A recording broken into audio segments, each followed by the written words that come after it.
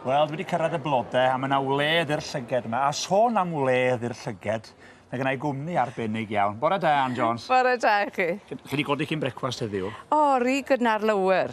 Iwd yn y garafan oedd i. O, do, oedd rhaid rhywbeth i gadw fynd trwy'r dydd, yn dweud? Digon reit. Wel, dwi'n gweld badge stiward, ond mae gennych chi deitl ar ôl arbennig arall. Esboniwch chi ni wan, be di'r swydd ma sydd gennych chi? Wel, uchel syrif o Dyfed. Swnio'n bwysig. Dwi'n fod i foes yn grymu i chi? Dim ond Ann i fi. Oce, Ann, ie.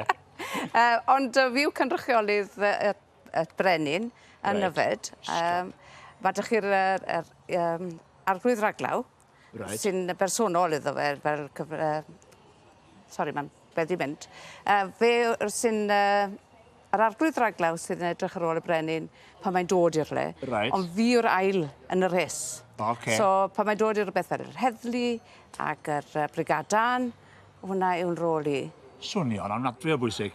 Wel, dim ond y flwyddyn yw e. So pedwch yn cael syniadau gwych. Dim ond y chydig yw e. Ond wy am mwynhau fe, wy'n cwrdd â bobl diddorol tu hwnt.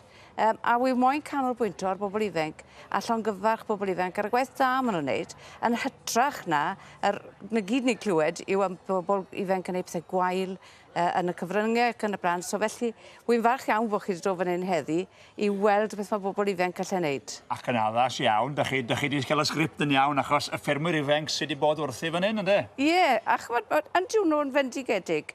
Mae hwn wedi gael ei wneud am archosi'r gyfyrddur, Einir George, a mae hi wedi mynd ar y trywydd, wel, y thema yw teithio. Teithio di'r thema trwy'r ffermwyr ifanc. Ie, a teithio yw'r thema i'r blodau hefyd.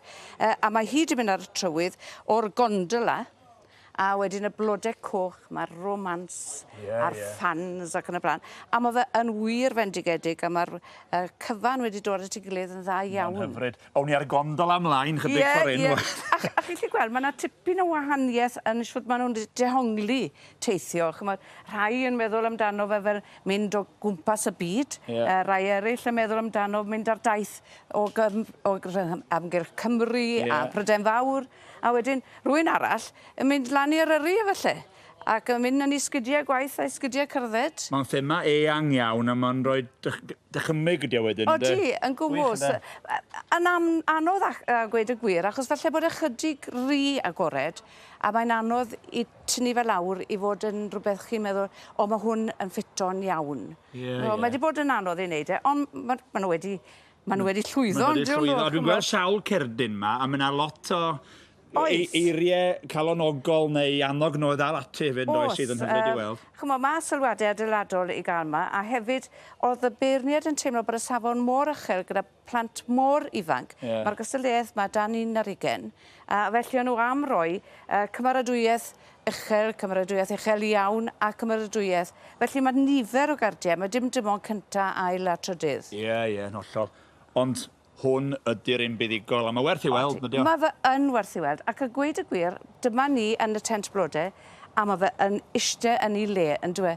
Achos lle chi feddwl ta un o'r rai bron proffesiynol sy'n yma, oedd wedi wneud hwn, mae e wir yn fendigedig. Llawn wedi angen o'r garden goch. Dych chi wedi bod yn gystadlu?